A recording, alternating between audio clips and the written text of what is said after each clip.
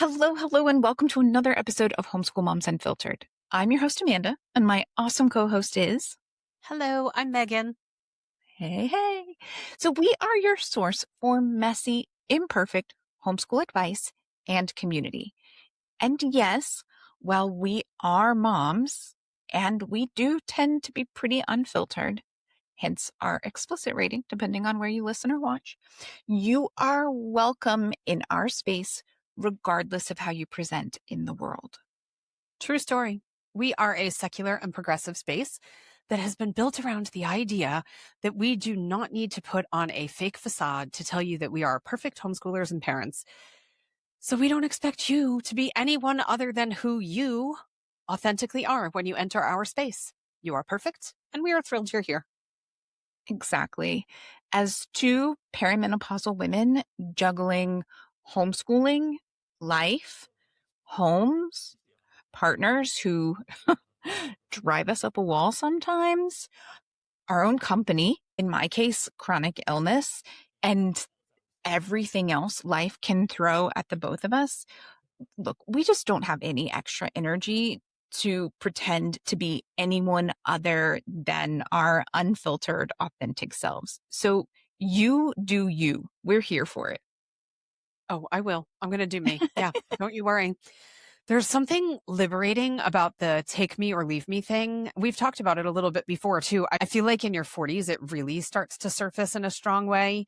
I mean, my Mimi passed away recently and she was in her 80s. And by then she was like, you know what the best part about living to this age is? She's like, you don't give a fuck about anything anymore. I could just say whatever I want to. So I'm like, if I feel this bold in my 40s now, I can only imagine how I'm going to be at 80, right?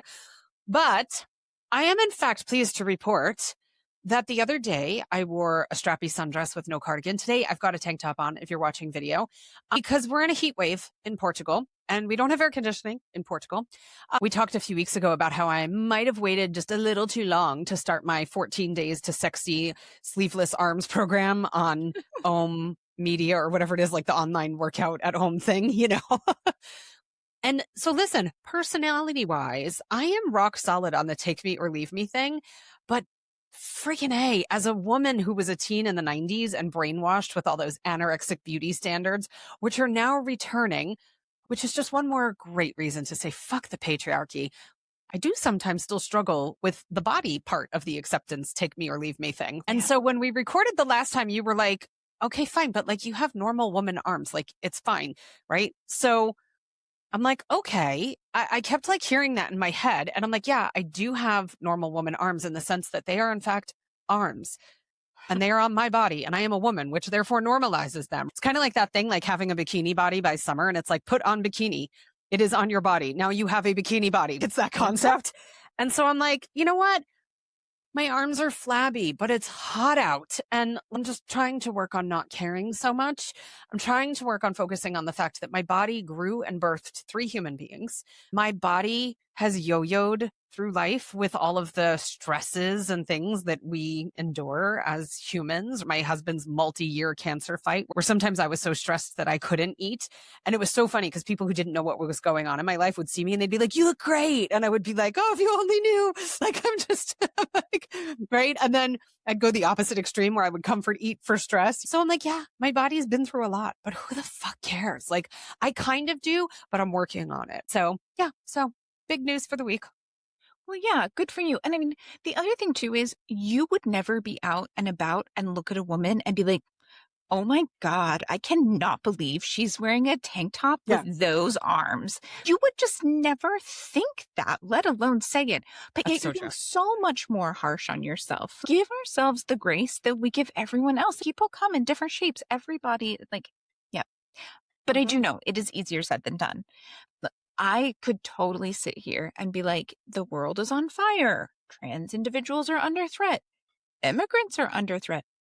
People of color are, and as has always disproportionately been the case, under threat. All of our civil liberties are under threat to varying degrees. And anyone who cares about your arms in a sundress can fuck right off. And yeah, they can and they should. But all of those things have been so ingrained in us that it can be really hard to just let go of it. It kind of reminds me, I'm staying with my parents for a few weeks, and my mom was just telling me this story about how they were recently going through the last several totes of stuff that belonged to my paternal grandmother, who passed away many years ago at this point. And they ended up with one tote almost completely full of Bibles. And my mom was like, what in the world are we supposed to do with all of these different Bibles? I have one brother that still churches. Like, do you want some Bibles? Do you want an He's entire like, bin full of Bibles? yeah.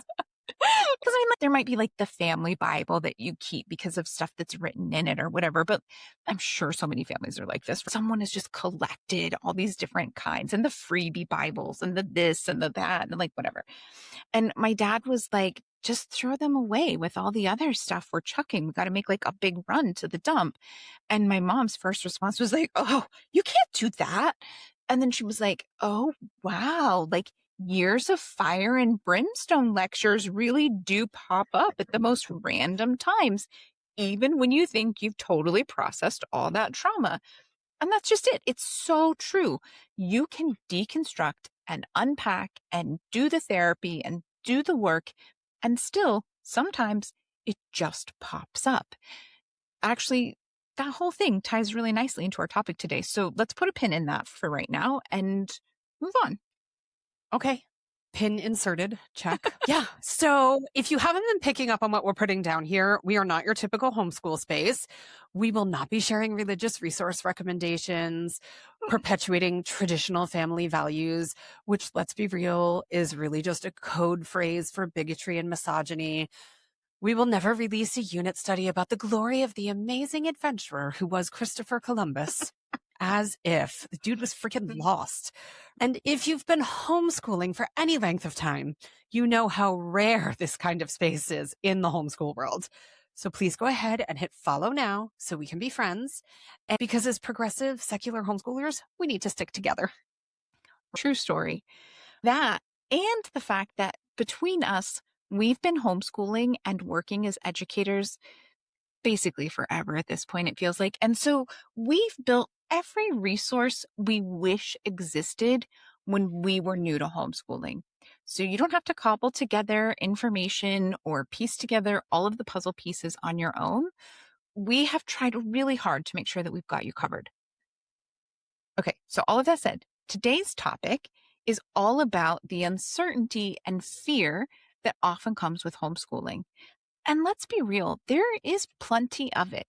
If you're still at the early stage where you're considering homeschooling and you're feeling uncertain and maybe a little overwhelmed, a bit scared, you might be thinking, am I trying to shove a square peg in a round hole?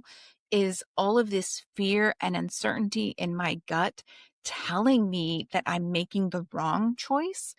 Should I be listening to my gut? Is this my instincts screaming quite loudly? Danger, danger, Will Robbins. Yeah.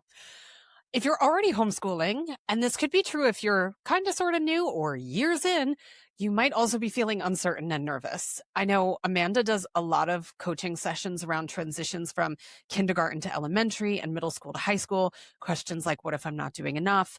What if I fail my kids? Was this a terrible choice? So today we're going to be unpacking all of that. And we think you're going to be breathing a little bit easier after this conversation. So stay tuned.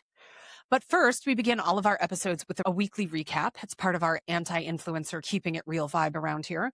We like to share the highs and the lows so that when you're in a low, you're not sitting there thinking, every homeschool parent on Instagram seems to have their shit together. And here I am with things just crumbling around me.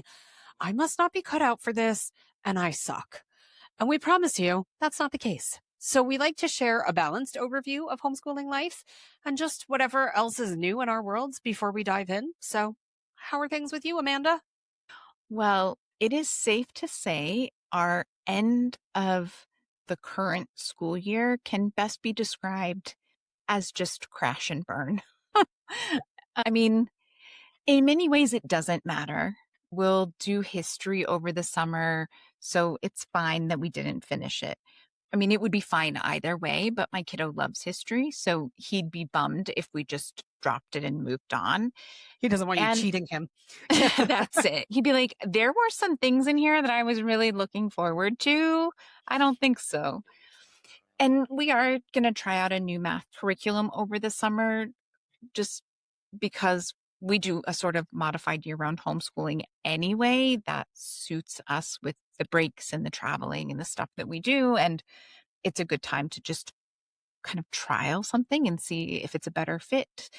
But we do have an oversight teacher because we homeschool in that homeschool charter system that they have in California. And we still have to meet with her one more time. And I need physical samples of everything to show her for the last couple of weeks.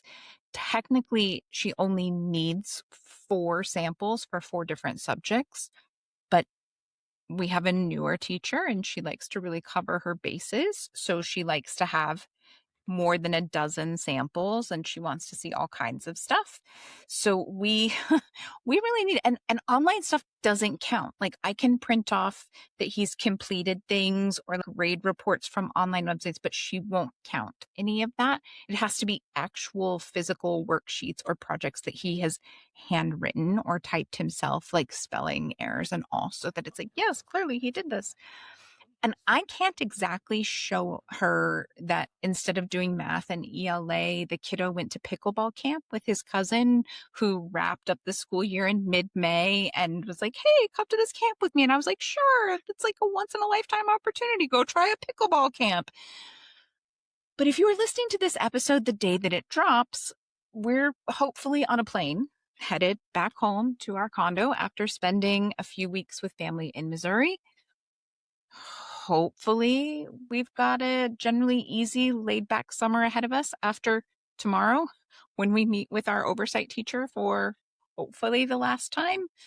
Because, look, Homeschool Mom's Unfiltered stuff certainly has me busy as shit. So I just need everything else to be easy this summer. Looking at you, Megan. No more big projects. No more, let's do a unit study that turned into a book.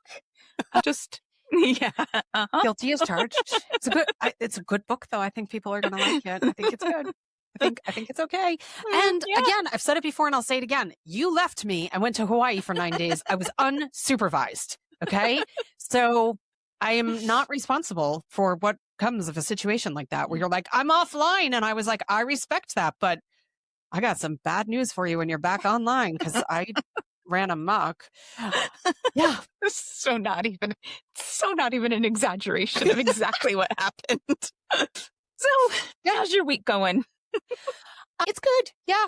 Yeah. We're kind of in this transition of summer schedule. We are unschoolers. So every day of the year is the same for us, basically. Like you said, you do a modified summer thing. We do a modified 365-day a year thing. So but we still do have kind of things that run on seasons or cycles, or especially if it's stuff that is happening outside of our control, where it's a class that my kids have signed up for our program or something. So my daughter had been doing a 2-month internship with an organization here that's focused on sustainability in fashion and reducing waste. And it was really interesting. I've actually been kind of noodling having her on because this is her second internship that she's done. And I don't know that people who are new to homeschooling necessarily know to look for internships or understand how they might work or fit into their learning plan. And so I thought it might be kind of cool because the 2 that she's done are quite different. One was at a week-long conference and then one was a 2-month internship locally. So they were quite different. This one was the first of its kind for this organization. And so like anything, once you've done something once, you realize the ways that you would tweak it and change it and whatever. So there's plenty of that has gone on. But it's also been a really awesome experience. She's loved it. She's worked on some really cool projects. She's been passionate about the projects she's worked on and all that kind of stuff. So it's been a really cool experience. So she's finishing that up. And then my youngest kiddo, we made a really big decision. And I don't even know if I've talked about it on the podcast before, where he left his math tutor that he's been with for forever, who we both adore and who's wonderful. And I would highly recommend, but he's in Pacific time. And I have a kiddo who is not a night owl. He's a lifelong insomniac. And he takes his ADHD pill at a certain time and it wears off at a certain time. And classes were just too late for us. We're 8 hours difference from Pacific time. And sometimes he would want extra tutoring on something. And so when you only have this little itty bit of overlap between when you're awake and your brain's functioning well and when that person's awake, it was limiting. And so he's officially starting high school this fall if we cared about grade levels. And so I was like, you have 4 years of heavy math, and because he loves math, that's his plan. That's what he wants to go to school for. This isn't sustainable for you two to have 2 overlapping hours and you're practically asleep on your desk by the end of the second one. But he loves him and he's been with him for years. And it was a huge decision for us to make. And it took many, many, many conversations over a very long period of time. And he also takes physics online with a teacher who's East Coast in the US, so only 5 hours difference for us, who he really, really likes. And so I kind of started talking to her quietly and saying, like, could you sustain him through all of high school math? Because he wants to go pretty high. So are you good? But I mean, you can't be a physicist and not be good at math. So I figured that was the case, but you never know what someone's confidence is as far as teaching it or something, or how long it's been since they've touched certain things. And so, yeah, we came up with a plan for him to move to her. And so he's now with her 2 hours a day, one-on-one, 5 days a week. And yes, I hear the privilege in that 100%. Do not get me wrong.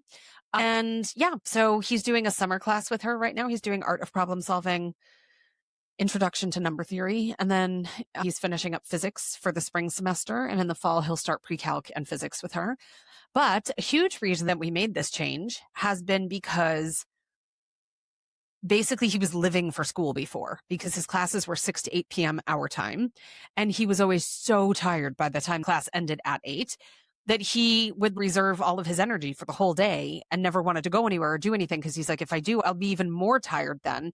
And his last class of the day was AP stats. Like, you can't go to AP stats tired.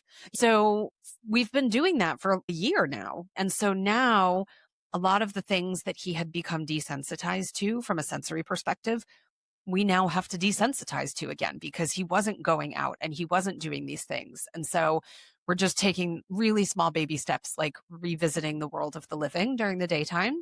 So last week we had a little beach trip and I said 1 hour. That's all I'm asking. Just 1 hour. You don't have to wear a swimsuit. You don't have to go in the water.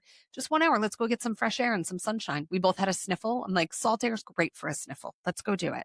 He has a service dog. She lives to run at the beach and play ball. So I said, Waffles will be thrilled if you come, because normally I just take her for her beach outings, for her off periods and whatever. And she did, and they had the best time ever together. So tomorrow we're doing it again. But it's just been this big shift. It was a huge thing emotionally, logistically. It was a huge, huge shift. So that's where we're at. But yeah, all good things. So, yeah. Well, quick random story. One of the things that I just found out that has really pushed me towards thinking that we're just going to so in California, it's called file a PSA, and that's the way that you truly homeschool, is that the charter school that we are with now for homeschooling, I just learned that if my kiddo continues to do art of problem solving math, he can only finish it for completion. He can't get a grade for it because it's not one of their approved graded options. That's the dumbest thing I've ever heard of. Yeah. So in this coming year, he's ready for algebra, and he can take algebra with them if he wants, or even with Thinkwell, he can do the Thinkwell honors algebra, but neither one of them counts for a grade. So he can have it for completion, but not for a grade. And I'm like, we have to be able to have grades for the math. There are a lot of things that I don't care art too history much about. Yeah. Right. Yeah. But he's planning to go to university. He has dreams of getting a PhD. Like, we have to have grades for the math, And it's not like I picked some crazy ass math curriculum that no one's heard of, right? I buy the art of problem solving through the school, but yet it doesn't count for a grade. Like, what is happening here? Like, what? So, yeah. Yeah, but that's going to be I'm a problem. excited to see. Yeah, I'm excited to hear what he thinks of it, that he's just transitioning over to give it a try. I'll be curious to see what he thinks. So far, so good. Yeah. So But yeah, he's been writing a paper in physics. His kind of capstone for the semester is about nuclear waste. And we have a web monitoring program. And so I've been sharing with Amanda some of the flags that I've been getting about, they're like flagged for illegal activity about dumping nuclear waste and all this kind of stuff. Like, he's not trying to dump nuclear waste. I keep texting my husband and my mom in our group chat thread. I'm like, he's going to end up on some sort of government watch list or something because of this paper, because I get multiple of them every single day of some of the stuff that he's looking at. But yeah, so he's a happy camper. He's off in nerd world, and so far so good. So tomorrow we're doing another hour at the beach, and we'll just kind of work up. I have had joining either a pickleball league or a ping pong league because he has played both and likes both. It's like our phase 2 plan is like to try and get out and join the teen league of players. So we shall see. And for anybody who's listening, who's like, see, homeschool kids don't socialize. The kid gets to socialize. Part of the thing is, he plays Yu-Gi-Oh at the local card shops. And so this actually opened up his ability to play even more nights, because a lot of times it's nights and weekends. So he was already getting out like 4 days a week to play Yu-Gi-Oh, but now it opens it up where he can do even more because his nights are now free. So he was getting out. The goal is to get him out more. So if you're concerned, if you're new to homeschooling and you're like, oh, the socialization pieces, see, this is what I mean. This is a problem. No, we're just trying to enhance the socialization. That's all we're saying. So yeah. Okay.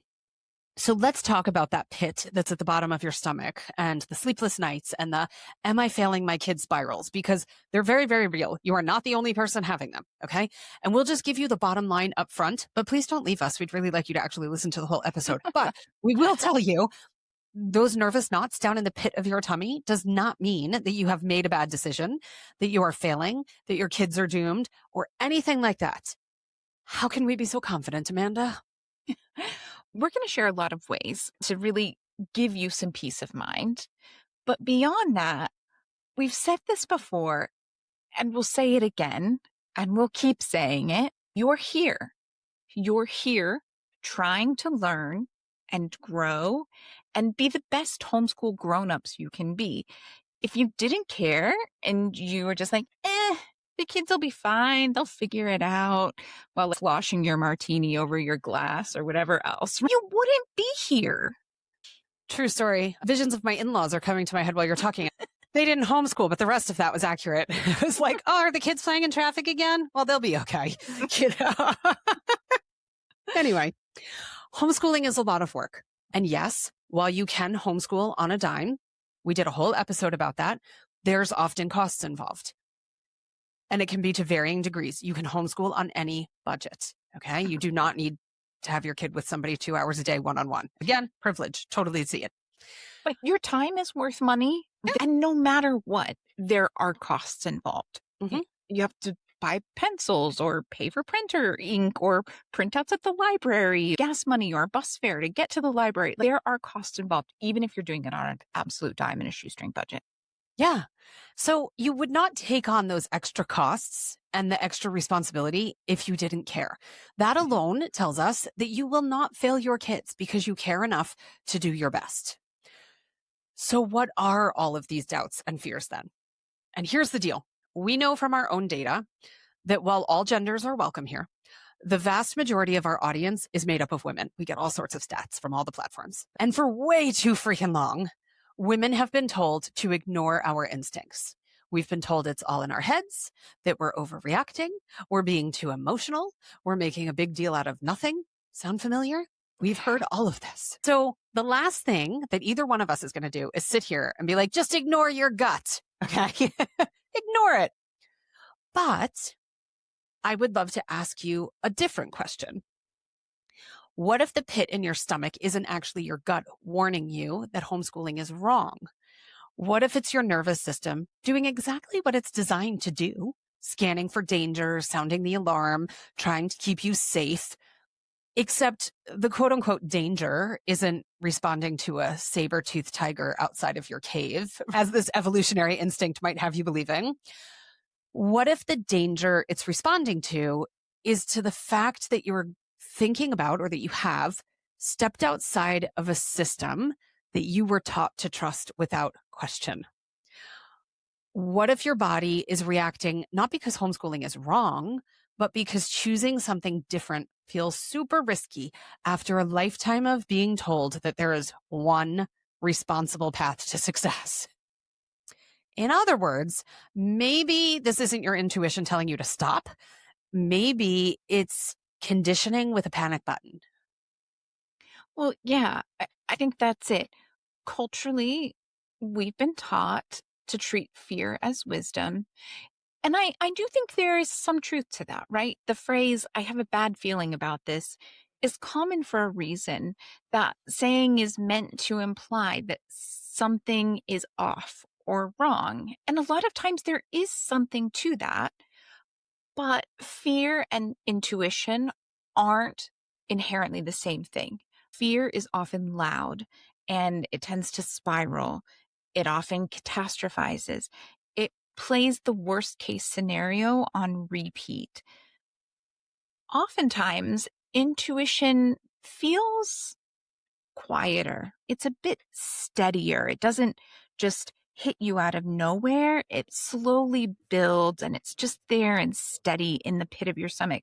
That doesn't mean it isn't uncomfortable, but it doesn't often sound like a Facebook comment section screaming in your brain. And look, we work with a lot of homeschool parents and caregivers, whether it be in private coaching sessions or in the live meetings that we hold every week in our Patreon community. And most of the time, what people perceive as their gut potentially warning them that they are or have made the wrong choice, a lot of times it's really cultural conditioning. Yeah. Now, listen, I'm a panicker. When Amanda was describing the screaming in your head and things playing on repeat, I'm like, oh, it's like she knows me so well.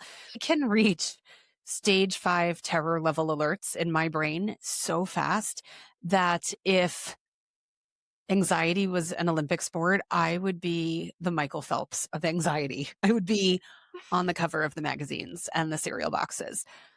But here's the deal. Logic doesn't work when you're panicking. So take a breath for a second and try to calmly, as best as you can, consider this. When you tell people that you're homeschooling, what's the knee-jerk response? We'd almost be willing to bet that it's going to be things like, aren't you afraid your kids will be weird? I met a homeschooler once and they were so weird. How will they ever get into college or get a job? How can you be qualified to teach your child? You didn't go to school to learn how to teach. How will they ever make friends? Or you can't shelter them from everything, and that's always accompanied by some condescending eye roll. So the things you're feeling are a knee-jerk reaction most of our society has to homeschooling. They're not personal to you, to your child, to your scenario, to your abilities, none of the above. Absolutely. And honestly, if this was the Family Feud where the top 5 answers were on the board and Steve Harvey said to you, "What will your friend, cousin, neighbor, whoever say when you tell them you're considering homeschooling?" You'd probably win really nice big money for those responses because they're classics. Classics aren't always a good thing. Those thoughts surrounding homeschooling, let's be real, they likely play a huge part in creating and sustaining that pit in your stomach. Yeah. So we completely understand and agree when we say that taking this leap is scary. I have always said that I felt like I was jumping off a cliff without a parachute. I would 100% say that I was scared to take the leap. Petrified might be a better word, actually. I'm a panicker. You can believe I thought out every worst case scenario that could possibly go wrong all the way down the road.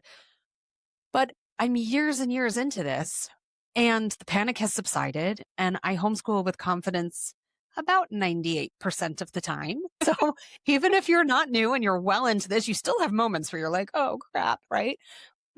I realize now that it wasn't my gut saying that it wasn't the right choice for my kids, and it wasn't my gut telling me that I wasn't capable.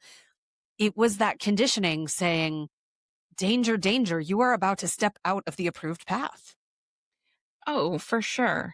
I mean, the first time I wanted to homeschool, I'm not going to lie, I was low key both frustrated but also relieved when my husband refused to get on board. He was just like, no, not going to happen. And of course, I was super annoyed and frustrated and like, how dare he override my wishes, but also relieved enough that I was like, okay, we'll roll with this for a year and see how it goes. He gave you the easy out, right? Yeah, that Yeah. was, yeah, Mhm. like, well, okay, I guess, like, whew, guess we don't have to actually see if I can make that work.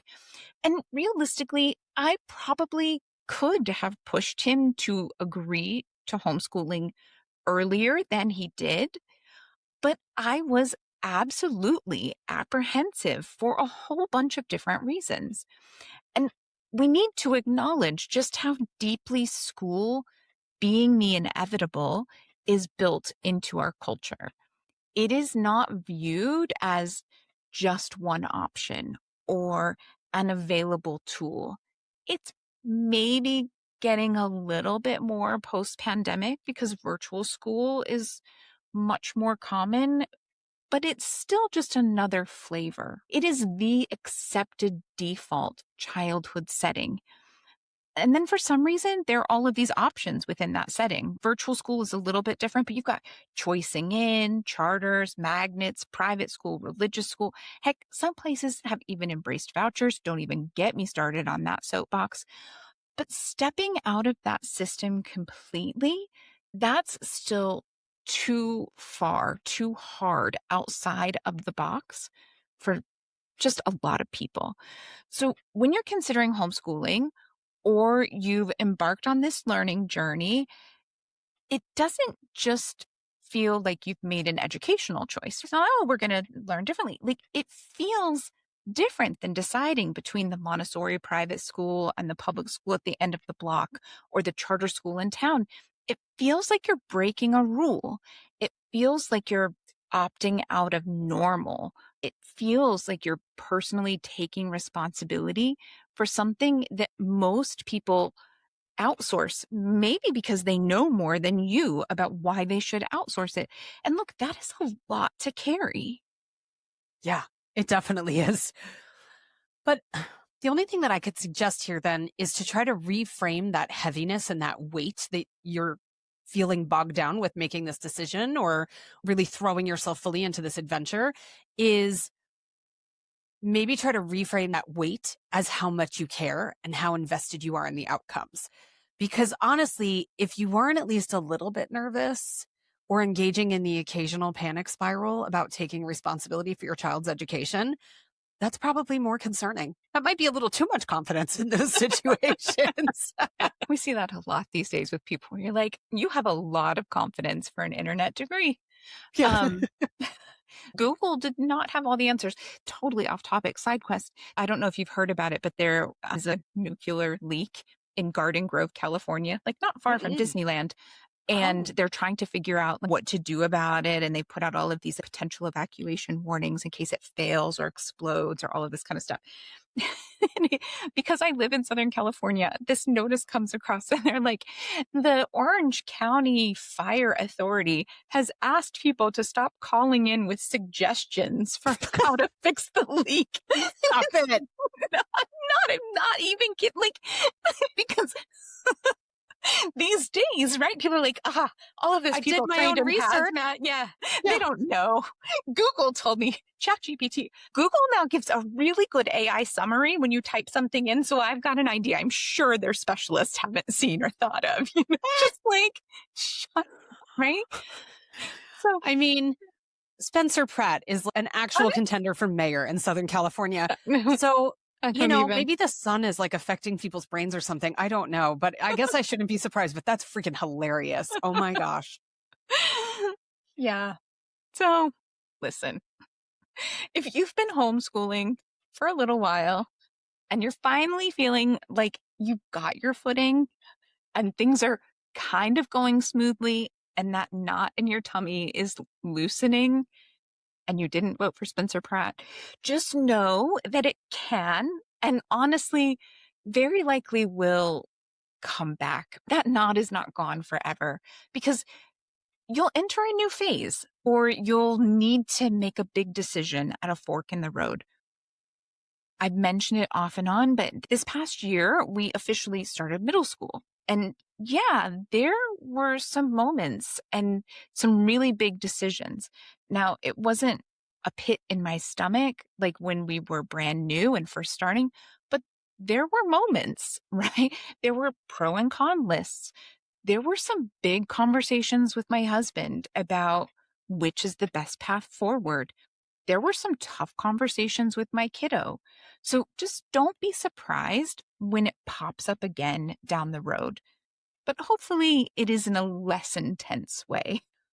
Yeah, I would say that's accurate because I still have that. I mean, I was nervous about making this change with the math teacher, but it wasn't that paralyzing thing from the beginning. It was just like this is a big change in life kind of moment. All right. So we are going to talk about what to do with those feelings or different ways to interpret them, because us just saying it's normal and you've got this is about as helpful as my husband telling me to calm down when I'm in the middle of a panic attack. That goes really well for him. Okay. So first, I'd love to go back to those Family Feud questions from just a few moments ago and say we've done episodes on just about all of those topics individually to diffuse those bullshit knee-jerk reactions. And I've written a book called 101 Comebacks to Homeschool Objections. You can check our episode queue if some of the specific objections are weighing on you. You can visit our website that's linked in the show notes to find my book. Everything's out there. We've got the resources and the tools. So, what should we do with these panic signals that our body is throwing at us? Well, we'd suggest grabbing a shovel and digging into them. Ask yourself, and truly maybe go deeper than asking. This might be a write it down kind of activity, depending on how you best process. Even if it's in a stream of consciousness, brain dump kind of thing to just get it out of you, ask yourself, what exactly am I afraid of? Write it down. Every single thing. What exactly am I afraid of? Is this fear based on evidence or assumption? Again, if you need data, we are like queens of data. Okay. Our books and our online resources packed with data. We cite our sources. We link the studies so that if you want to go deeper than the overviews that we provide of the studies, if that's what's going to calm your nervous system, go. This is never us just saying, trust us, it'll be fine. We love data. We have tons of it and we make it available. Ask yourself, is this fear about my child or about what other people are going to think? Ooh, that's a big one. Is this fear about homeschooling itself or about me not having a plan yet? Is this fear pointing to a real logistical issue that I need to solve and remove that roadblock? All those things might be helpful. Look, I'm just going to say Megan loves to write shit down. Mhm. I do not.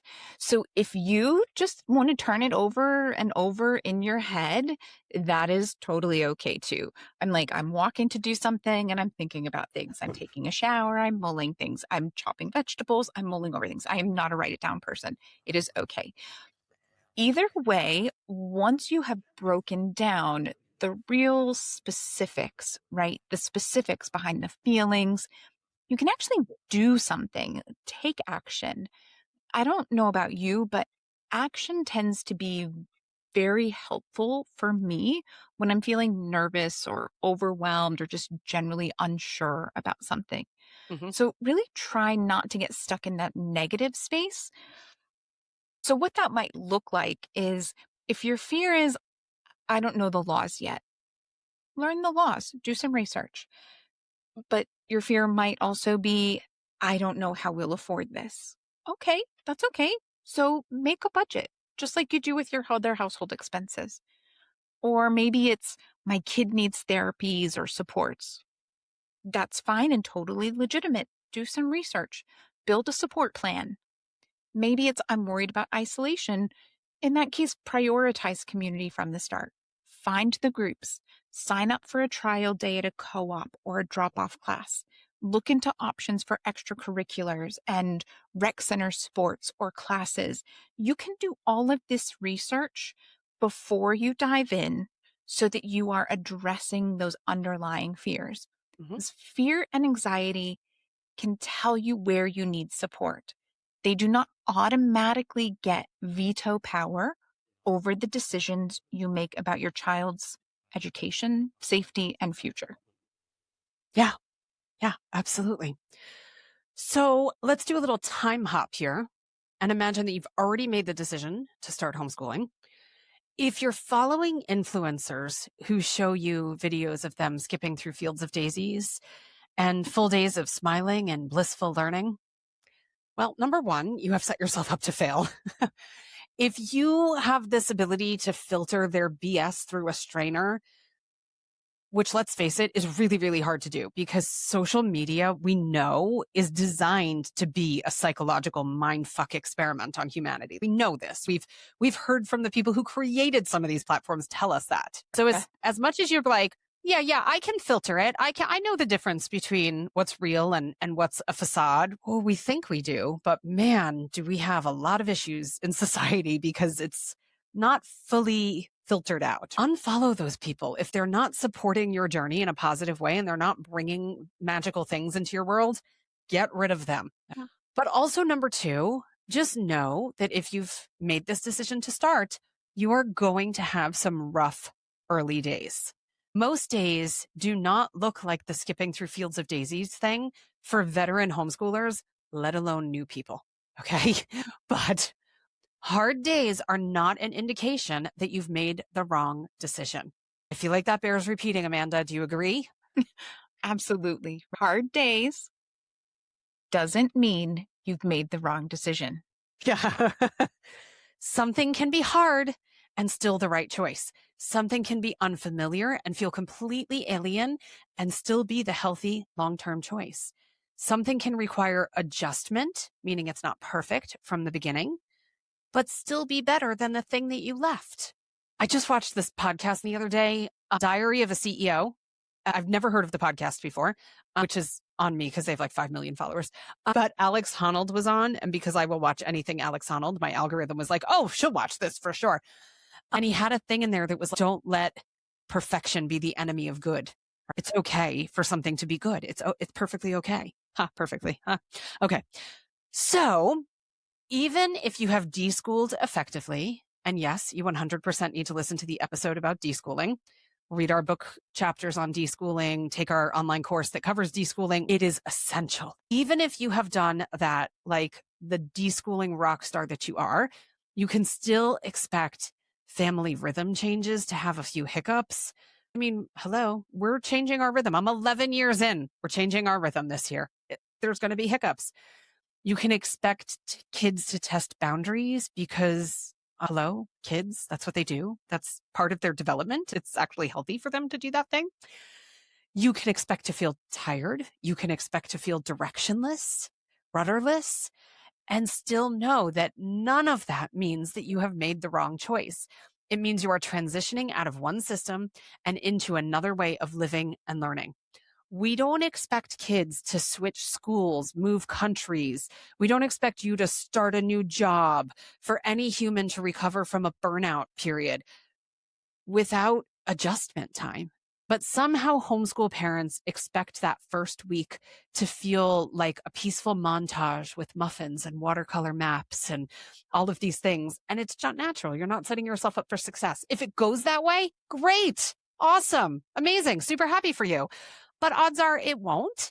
But a bumpy beginning is not a failed homeschool. It's just a beginning. Most things are bumpy in the beginning. And please don't be that asshole who goes on a group and is like, our first week was amazing. And then your second week absolutely nosedives and you just then hide behind your screen. Yeah. Because that only feeds into this like, oh my gosh, like the highlight reel. I can't live up to their highlight reel. Because I see that happen a lot. We see all these things about the older children who are kind of the people pleasers and they want to make their parents happy. And so the first week they show up and they do all of the things and they plaster on the smile. And then the second week they're like, oh, this is the new normal. Like reality. Yeah. I don't know, dog. Like, so I guess big picture, I really like relationship analogies. But it's kind of like a breakup. No matter the reason or the way it happened, there are probably going to be days over those first few weeks and in some cases months and even years that just don't feel amazing. It doesn't mean you're rushing to get back together. It means that you're human. Maybe you have an evening where you're like, oh, it kind of sucks to be single. You're not like, oh, it sucks to be single. I better get back together with that douchebag that I'm really happy to not be with. You're just human. And so if you're looking through a homeschool lens, that might mean over time, you're should I homeschool? Those fears might start to sound more like, am I doing enough? Are they learning enough? Are we too relaxed? Are we too structured? Should we be doing more math? Should we be outside more? Should we join a co op? Should we quit the co op? Why does everyone else seem to have a better rhythm? One of the biggest themes of homeschooling is freedom, but too much freedom with infinite possibilities can also feel terrifying and so overwhelming sometimes. And Mhm. just because there's no principal handing out star student awards or honor roll certificates based on very specific metrics, it leaves a ton of room for us to become our own harshest evaluators. And sometimes that means we only see potential pitfalls, or we really focus in on the failures and forget to look at all of the successes. Mhm. So again, I feel like we're saying, like, don't do this or try to reframe this way. But really, if you can reframe this not as a I'm failing, but rather I care deeply and don't have enough external reassurance. And yes, that means you should come to our next Patreon meeting where that reassurance will be provided without the ick of toxic positivity. But find that reassurance somewhere. A lot of times, that's really what it comes down to. Everyone needs to be told they're doing a good job sometimes. Oh, heck yeah. Well, and I found it interesting that am I doing enough one that you rattled off, which is super intriguing because it's so common. We hear that one all the time. But that can really be a slippery slope because there's always more you can do. You can add more books, more field trips, more writing, more math practice, more documentaries, more nature time, more social opportunities, more life skills. Oh, like you're going to be dead on the ground by the time you're done with all that kind of stuff. And your kid's going to be so burnt out. So we have to remind ourselves that no child in any educational setting is getting everything, even in an incredible school environment with one of those magical teachers that pours every ounce of their being into their students. School kids are not getting everything. And the odds are good that if your kid was in that magical environment where it's just education utopia, you wouldn't be here listening to an episode about homeschooling, right? Yeah, you were like, So I think I'll leave Utopia and try this new thing. yeah, exactly. So your kids weren't getting that anyway. Kids in traditional school miss things. They have gaps. They forget material. They have weak teachers from time to time. It's like a crapshoot every single year. They have lost instructional time. They learn some things super deeply and other things they kind of skim and take the test and it goes out of their brains, never to be seen again. So we have to make sure we're comparing apples to apples when we're judging ourselves in this way as well. And then on top of that, we have to acknowledge that many parents make the choice to homeschool because the traditional school option didn't fit their kids' needs or isn't the vision that they have for their kids. But then at the same time, they compare their absolute best homeschool efforts to this imaginary version of school that probably didn't exist in the first place. And that's just not a fair comparison. Why are you doing that to yourself? Be nicer to yourself. Give yourself a fighting chance at least. Yeah, no, absolutely. I am all about embracing good enough, right? Not perfect, not even ideal, but an average of, yeah, good enough. It's good enough. So try flipping the script. Instead of asking, am I doing enough? Ask, is my child growing? Are we making progress over time? And yes, 2 steps forward and 1 step back is still forward progress. Yes. Do they feel safe enough to learn? Are we addressing the basics? Are we making room for curiosity? Do I know where they need support? Am I willing to adjust when something isn't working? And now remember, between us, I am the academic aggressive homeschooler, and even I will tell you that enough is steady growth, support, connection, and the willingness to keep paying attention. Hmm. Yeah. All right. Now, I'm not going to hammer on this because we have done special episode drops and little things here and there, and we've been talking about it. It's all over our social medias, but we are coming up to the release of our book. We are so super, super excited about it. The official release where you can buy it from all the Ingram Sparks online folks and Amazon, because Amazon is still very, very prevalent, right? It'll be June 23rd, but you can still go and do the special pre-order bundle on our website, which is homeschoolmomsunfiltered.com. The pre-order bundle comes with the book and it is signed, as well as a woke homeschool sticker and a free unit study. So please go order the book. We really appreciate it. We are not going to be a Jen Hamilton. We're not going to make the New York Times #1 bestseller list and sell out auditoriums all over and be on famous news shows and things like that. But we are still very excited about the fact that our book is doing way better than we thought it was going to. So we love your support. Thank you so much. Yes, thank you. All right. So if you've been listening this whole time and hopefully nodding along, okay, I'm getting this. But if you're a worrier like me, there's also a decent chance that you're still thinking everything they're saying is so true and certainly applicable to other people, but not me. I am totally going to fuck this up and it's going to be a disaster that I will regret and my kids will need therapy over. Because that's where I would go. Right? I'd be like, there's no way all of this applies to me. So at the end of yoga class, when you say namaste and you're saying the light in me honors the light that's in you, I'm going to make my own version of that. I'm going to run with it. And I'm going to say, okay, the illogical, quick to panic side of me sees and honors your fears as well. And we're going to go down your rabbit hole together because I would be in that rabbit hole with you if I was new. Perhaps sometimes fear isn't just conditioning. You're like, this is true for other people, but not for me. The fear is telling me that I am making the wrong choice. Maybe it's pointing to a real need. Okay. So again, we can address the need. It's okay.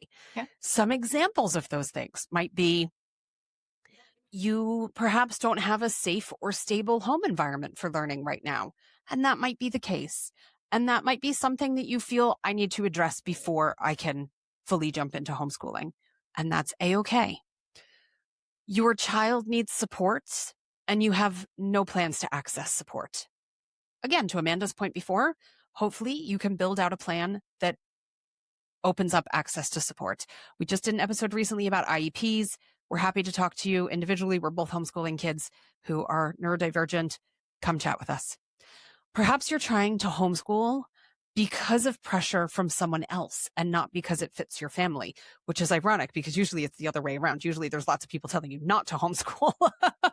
But perhaps you have a parenting partner that's kind of putting this pressure on you and you're not feeling ready yet. Okay, that's something that can be addressed, worked on. Maybe it comes to yes, you homeschool. Maybe it comes to no, you don't homeschool. But you can dig in with that shovel and get to the bottom of where those feelings are coming from. Perhaps you're so burnt out that you need support before you can take on more responsibility. Oh, we just did an episode about invisible labor in homeschooling. It's a very real thing. So can those supports be put into place? Is that something that's possible? Is there a way to maybe change your vision of what homeschooling looks like to make it more doable? That it doesn't require you to invent all your own curriculum and things like that. Because some people enter into it that way. And maybe that works for some people, but it doesn't have to be that way. Maybe your child is begging for a different option. There are so many kids that we hear about who are like, can you please homeschool me? Can I please leave this environment? And you're not there yet and you're not ready yet. And that's okay. But even then, the answer may or may not necessarily be homeschooling is the worst choice ever for you. It could mean it's time to build more support. Slow down, make a transition plan, find some community. Hi, we'll be your community. That's what we do. Outsource things strategically if you're already overwhelmed. Where can you get some help? Get professional help where needed. And that could be mental health support, or it could be coming to meet with us for professional homeschool support. It could be any of those things. Perhaps you're going to reassess the timing and see maybe this isn't the time, but you could make a 6-month roadmap to your homeschool start. So just like we did before, where we got to the root cause of the emotional issues, we can do that again. Is this fear because you're stepping outside of the norm? Or is this fear because there are practical needs that deserve attention and deserve to get these logistics in order before you're like, yes, I'm in? That's okay. You can take that pause. Yeah, no, absolutely. And if you're already homeschooling and unable to quiet the big feelings, take some time to ask yourself, what has improved since we started? Hmm. Where has my child grown? What is one thing that is working? What's one thing that needs adjusting? Am I comparing our real life to someone else's curated snapshot or highlight reel? Am I expecting myself to provide every possible educational opportunity all at once? What would I tell a friend who was feeling this way? Oh, that's Right. a good one. Just like we were talking about, like you would never look at someone and be like, whoa, your arms, you shouldn't wear that shirt. Like, you would be so much gentler and more supportive of a friend. Hmm. Do that for yourself. Panic thrives in vague doom. Specific questions make fear less powerful. It is so, so important to remember that success does not always look like perfect test scores, grade level everything, a color coded schedule or spreadsheet, kids joyfully doing schoolwork every day. Success can look like some of those Yeah. things, but it does not have to look like that. Success might look like a child who no longer cries every morning, or a kid who is rediscovering curiosity and asks you to find them some resource or to buy them a book. Can I get this book when you're at the library and you're like, oh, that's not even Yes. like, yeah, yeah, like that's not even just a Geronimo Stilton book, an interesting book. It might be a teen finally having time to sleep. I Hmm. mean, my nephew was just telling me he's starting a new school in the fall and school starts at 7 a.m. And like, he has to take the bus. I can't even imagine what time this poor kid is going to have to get up to catch the bus to Hmm. start school at 7 a.m. What is this nonsense? Success might look like a neurodivergent learner getting accommodations without a fight. Yes. Maybe a family with less daily conflict. Who doesn't want that? A child making progress at their own pace. Maybe it's a parent and child repairing their relationship after school trauma really put them at odds. Hmm. It could be a learner finding interests that actually matter to them. Success can look so many different ways. Success might also look like a kiddo who just gets up and does certain work. Maybe they're not that excited about it, but they just get it done. And that's an okay place to be. Like, it doesn't always have to be joyful. Not everything in your life that you have to do is a joyful, exciting experience. Just Yeah. getting it done, sometimes that's all the success you need. It's a win. Yeah. So your first epic homeschool win might be your kid is no longer in survival mode. And that win is as great as any grade level accomplishment or 5-paragraph essay. So please let us leave this with you. Everything you are feeling, you are not alone. This is not just a you thing. Yes, this is not a you issue, actually. So just keep reminding yourself that this does not disqualify or discredit you. Homeschooling is not about being fearless. It's about being responsive. It's about paying attention. It's about choosing the child in front of you over outside expectations or imaginary perfect world scenarios. Yeah. And knowing that you don't have to do this alone, we have endless resources and support at the ready for you. So, yeah, with that, we will end with our mantra for the day, which is fear is not always intuition. Sometimes it is just old conditioning with a megaphone. You are allowed to question the fear without obeying it. Yeah. Yeah, you can do this. You've got this. All right, friends, happy homeschooling. Yeah, have a great one.